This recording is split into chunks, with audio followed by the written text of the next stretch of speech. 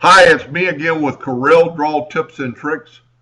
And I just worked on this truck this week, I think, and did to take the white out and basically trace it.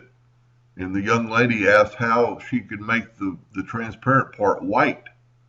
So it's working completely backwards from what we want to do, but if she's not engraving it, maybe she's printing it and she needs the white color. I don't know. I'm not going to ask. Well, I did ask. She hasn't answered.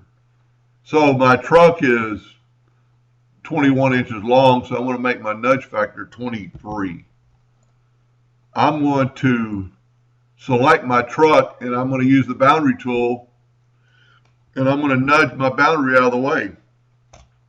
Now whenever you do the smart fill tool, you need to have nothing in the way. I'm going to grab the smart fill tool, I'm going to specify white, I'm going to fill it in. And then I'm going to nudge it back. And then I'm going to put back of page. Of course, the yellow is the back of page. So I'm going to put the yellow now to the back of page.